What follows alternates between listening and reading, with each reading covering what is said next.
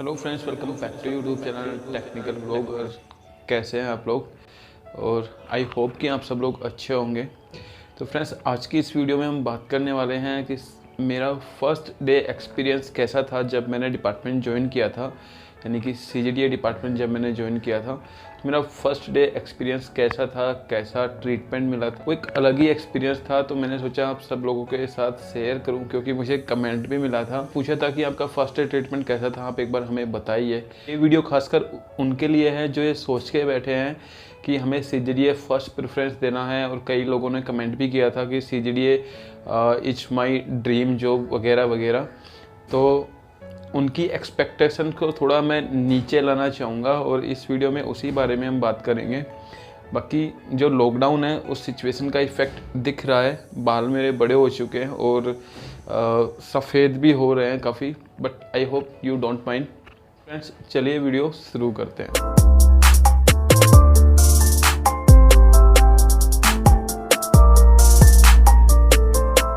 सबसे पहले तो मैं आपको बता दूं, मेरा जो रिज़ल्ट आया था लगभग अप्रैल या फिर मई के करीब आया था। और मेरी जो ज्वाइनिंग हुई थी वो हुई थी जनवरी में। मैंने ज्वाइन किया था 27 जनवरी को। तो आप लगा सकते हैं कि यहाँ से 8-9 महीने का गैप रहा था फाइनल रिजल्ट से लेके और मेरी ज्वाइनिंग तक। इसकी कुछ वजह इलेक्शन भी थी, मतलब राजस्थान में टाइम स्टेट इलेक्शन थे, तो उसकी वजह से मेरी पुलिस वेरिफिकेशन थोड़ा सा डिले हो गई थी और ज्वाइनिंग मेरे को थोड़ी लेट मिली थी। मेरे बैच के कई लोगों ने दिसंबर में भी ज्वाइन कर लिया था। तब ये जो सारा टाइम था ये मेरे लिए बहुत ही बेकार टाइम था मैं कहूँगा, क्योंकि अगले CHSL का एग्ज़ाम भी कंप्लीट हो चुका था और उसके बाद में बस मैं वेट कर रहा था ज्वाइनिंग का। और काफ़ी लोग घर पे परेशान भी करते थे कि तेरी ज्वाइनिंग कब आएगी कब आएगी। और धीरे धीरे लोगों ने ये बोलना स्टार्ट भी कर दिया था कि क्या पता शादी के लिए ये सब ये कर रहा है, ज्वाइनिंग नहीं आने वाली है, मतलब जॉब लगा ही नहीं है ये लड़का, ऐसा ही बोला जा रहा है। तो उन सब चीज़ों से मैं परेशान होके घर से कहीं मेरे रिलेटिव के यहाँ मतलब चूरू चला गया था और मैं वहीं से रोज़ देखता रहता PCDA की साइट खोल के। क्योंकि फ्रेंड्स, अभी CGDA आपको नॉमिनेट करते हैं। उस टाइम जब SSC ने नॉमिनेट किया था तो वहाँ पे लिखा आया था PCDA western command Chandigarh. CGDA के बारे में मुझे कुछ पता नहीं था। अभी आपके सामने मतलब मैं हूँ नॉलेज देने वाला, और भी मतलब काफ़ी सारी नॉलेज मिल जाएगी आपको यूट्यूब पे भी। बट उस टाइम कुछ पता नहीं था कि PCDA के ऊपर CGDA होता है या फिर कुछ और कौन सा डिपार्टमेंट है, कुछ आइडिया नहीं था। बस जो नॉमिनेशन में लिखा था PCDA वेस्टर्न कमांड चंडीगढ़, मैं रोज़ वही सर्च करके देखता था गूगल पे। और PCDA वेस्टर्न कमांड चंडीगढ़ की जो मेन साइट है उसको ओपन करके रोज देखता था, बड़ा सा हेड क्वार्टर, और मेरे को लगता था कि चंडीगढ़ ही मुझे ज्वाइनिंग मिलने वाली है। वो होता है ना, मैं रोज सपने लेता था कि जब मेरी ज्वाइनिंग आएगी तो इस हेड क्वार्टर में जाके, मतलब यहाँ पे जाके मैं ज्वाइन करूँगा। चंडीगढ़ इतना अच्छा सिटी है, वहाँ पे मुझे जॉब करने का वहाँ पे मुझे मौका मिलेगा। बट जनवरी में जब मेरा फाइनली ऑफर लेटर आया तो पे मैंने देखा था तो जो मेरा रिपोर्टिंग ऑफिस था वो दिल्ली में था। मेरा एक कजिन है जो कि AFHQ में अभी सेक्शन ऑफिसर है। उस टाइम वो UDC थे, तो मैं उनके पास गया क्योंकि वो दिल्ली जॉब करते थे। तो मैंने कहा, मुझे समझाया कि आपका हेड क्वार्टर चंडीगढ़ में है बट जो आपकी ज्वाइनिंग है वो दिल्ली में ही है। तो मुझे इस बात से थोड़ी और खुशी हुई क्योंकि दिल्ली मेरे घर से काफ़ी पास में था। तो नेक्स्ट मंडे को तो उन्हीं भैया के साथ मैं आया, तो उन्होंने मुझे दिल्ली कैंट में ड्रॉप कर दिया और बोला कि यहीं पे आप पूछ लो किसी से, यहीं पे आसपास आपकी कहीं ऑफिस होगी। फ्रेंड्स, मैं दिल्ली कैंट में उतर गया और जहाँ भी मुझे आर्मी वाले दिख रहे थे, मुझे बस इतना पता था कि डिफेंस का ऑफिस है तो आर्मी से रिलेटेड होगा, तो किसी आर्मी वाले को पता होगा कि कौन सी ऑफिस है। तो मैं जाके उनको ऑफर लेटर दिखाता और जो उसमें ऑफिस लिखी हुई थी वो सबसे पूछता कि सर ये ऑफिस कहाँ पे है, आप मुझे बता दीजिए, मुझे ज्वाइन करने के लिए जाना है। तो वहाँ पे मेरे साथ थोड़ी सी फ़नी चीज़ हुई। हर कोई पहले वो ऑफ़र लेटर को देखता अच्छे से, उसके बाद मैं पूछता, अच्छा आपकी जॉब कैसे लगी बताइए। मैं कहा सर कि SSC से मेरी जॉब लगी है। तो उसके बाद में पूछते कि अच्छा कोई जुगाड़ वुगाड़ किया या फिर ऐसे ही। तो मैं बोलता नहीं सर, जुगाड़ नहीं किया है। तो जब मतलब मैं 5-6 बंदों के पास गया, हर किसी ने मुझसे यही सवाल पूछा कि क्या कोई जुगाड़ किया है क्या। और ऑफिस के बारे में किसी ने भी मुझे कोई क्लू नहीं दिया। मैं पूरा मतलब दिल्ली कैंट मेरे हिसाब से मैंने छान मारा और मुझे डाउट होने लगा कि यार कहीं फर्जी ऑफ़र लेटर तो नहीं भेजा है किसी ने। तो उसके बाद उसमें ऑफिस के जो फ़ोन नंबर थे उस पर मैंने कॉल किया, वो नंबर भी बंद आ रहा था, उस पर भी कॉल नहीं लग रहा था, तो मैं बिल्कुल परेशान हो चुका था।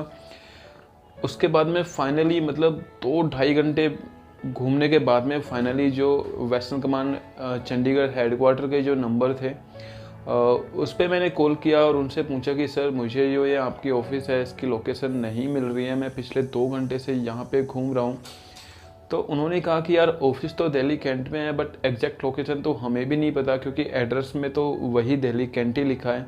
मैंने कहा कि सर अब मैं क्या करूं, कहाँ पे जाऊं? तो उन्होंने कहा ठीक है आप थोड़ा वेट करिए, हम किसी से बात करते हैं। और जिससे मेरी बात हुई थी दूसरी साइड, वो मतलब मेरे हिसाब से काफ़ी हेल्पिंग नेचर का बंदा था। उन्होंने किसी को कॉल किया जो कि दिल्ली कैंट में पोस्टेड थे और वो मुझे लेने आए। बाद में मुझे पता चला कि जो एसोसिएशन वाले होते हैं वो उनमें से था, तो वो मुझे लेने आए। उन्होंने मुझे पिक किया कार से और वो जो मेरी ऑफिस थी उसमें वो मुझे छोड़ के आए। तो फ्रेंड्स ये पूरा स्ट्रगल लगा मुझे ऑफिस पहुंचने तक, और जब मैं ऑफिस पहुंचा तो ऑफिस देख के बिल्कुल मैं शॉक रह गया। मतलब मैंने सपने देखे थे हेडक्वार्टर के, अच्छी ऑफिस के, एयर कंडीशन ऑफिस के और बिल्कुल चमक दमक वाली ऑफिस के, क्योंकि हम सोचते हैं कि हमें ऐसा ही ऑफिस मिलेगा। बट वहाँ पे जाके देखा कि एक छोटा सा ऑफिस है जो एक डिपो के साथ कनेक्टेड था, उसके एक पिछले हिस्से में छोटा सा ऑफिस था। ऑफिस की जो चमक दमक थी वो बिल्कुल भी नहीं थी, ऑफिस वाला सीन लग ही नहीं रहा था। तो मैं बिल्कुल परेशान हो गया यार, किस तरह का ऑफिस मुझे मिला है, कैसी जॉब मिली है। मैं पहले दिन में बिल्कुल दुखी रहा, पूरे दिन यही सोचता रहा कि ऑफिस बहुत बेकार है, ना अच्छे से रूम है, ना एसी लगी है, कुछ नहीं है। तो पहला दिन मेरा ऐसे ही गुजरा, क्योंकि वो बहुत छोटा ऑफिस था। मेरे अलावा उसमें बस पहले से एक सिंगल ऑडिटर वहाँ पे पोस्टेड था और एक AA पोस्टेड थे, क्योंकि डिपो के अटैच में था तो बहुत छोटा सा ऑफिस था। तो ऐसे ही मेरे परेशानी में 2-3 दिन गुजरे। उसके बाद में ऑडिट स्टार्ट हुई, क्योंकि वो लोकल ऑडिट ऑफिस था।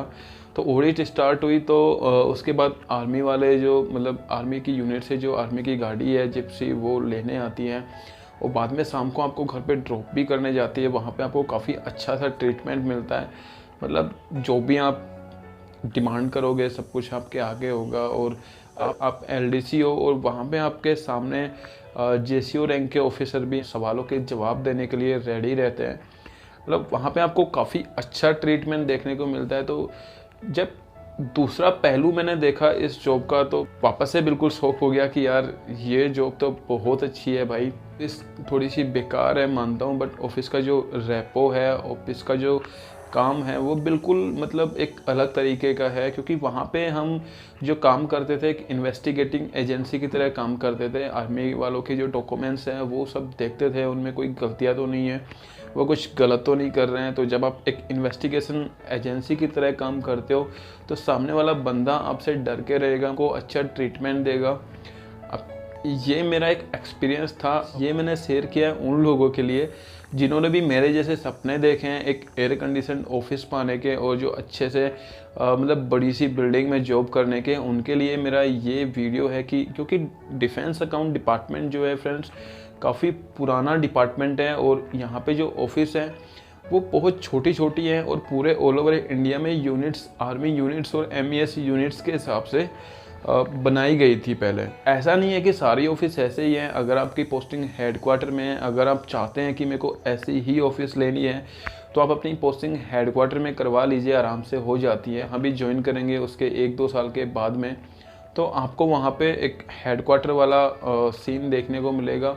बट जब आप डिपार्टमेंट में 1-2 साल स्पेंड करेंगे तो आपको पता चलेगा कि जो छोटी ऑफिस है, जो मतलब रीजनल ऑफिस हैं और जो सब ऑफिस हैं, वो सबसे बेस्ट होती है। वहाँ पे आपको रेस्ट्रिक्शंस बहुत कम मिलते हैं, आप अपनी लाइफ को एंजॉय कर पाते हो अच्छे से। और जो हेडक्वार्टर्स हैं वहाँ पे काफ़ी सारी प्रॉब्लम होती हैं। ये थोड़ी सी चीज़ है जो मैं आपके साथ शेयर करना चाहता था। इसके अलावा CGDI डिपार्टमेंट की 3 चीज़ें मुझे थोड़ी सी और बेकार लगती हैं, जिनमें पहली चीज़ मैं आपके साथ शेयर कर चुका हूँ, ऑफिस का जो डेकोरम है वो उतना अच्छा नहीं है।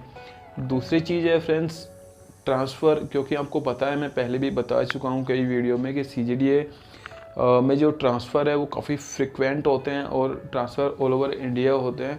तो जब आपकी फैमिली होगी, जब आपके मतलब बच्चे होंगे, तो ये चीज़ थोड़ा सा आपको अफेक्ट कर सकती है। उसके बाद में तीसरी जो चीज़ है जो मुझे कम पसंद आती है वो है प्रमोशन। अगर हम रेगुलर प्रमोशन देखें ऑडिटर से सीनियर ऑडिटर में, तो जो कैग डिपार्टमेंट है वहाँ पे 3 साल में है। कुछ साल पहले तक CGDA ऑफिस में भी जो ऑडिटर से सीनियर ऑडिटर का प्रमोशन 3 साल का था, बट अभी पिछली 2-3 साल से बढ़ा के वो 3 साल से 6 साल कर दिया है। तो डिपार्टमेंट की पॉलिसी थोड़ी सी नेगेटिव है। मतलब जब दूसरा डिपार्टमेंट, क्योंकि दोनों का कैडर सेम है, दोनों में सेम डिपार्टमेंटल एग्ज़ाम होती है और दोनों अकाउंट्स ऑफिस हैं, तो दोनों के प्रमोशन एस्पेक्ट भी सेम होने चाहिए। बस कैट का ये ऑर्डर भी आ गया कि ऑडिटर से सीनियर ऑडिटर 3 साल में होगा, बट अभी उसका कुछ फाइनल वर्डिक्ट आना रह रहा है। तो कैग ने पहले से ही वो कर दिया कि वर्डिक्ट आता रहेगा, हम अपनी पॉलिसी को 3 साल के लिए चेंज कर रहे हैं। बट CGDA जो डिपार्टमेंट है वो अभी रुका हुआ है उस वर्डिक्ट का फाइनल जो डिसीजन आएगा उसके लिए। और अभी जो करंट में जो ऑडिटर काम कर रहे हैं वो 6 साल में प्रमोट हो रहे हैं सीनियर ऑडिटर के लिए। तो फ्रेंड्स, आज के वीडियो में बस इतना ही। मेरा जो इस वीडियो का मकसद था वो ये था कि आपको मैं थोड़ा सा सच्चाई से रूबरू करा दूं, कहीं आप ज़्यादा ऊँचे ड्रीम ना देख लें और बाद में मुझे गालियाँ ना दें। अभी लेते हैं आपसे विदा। मेरा नाम है Sandeep, signing off from YouTube channel technical blogger. जय हिंद, वंदे मातरम, बाय बाय।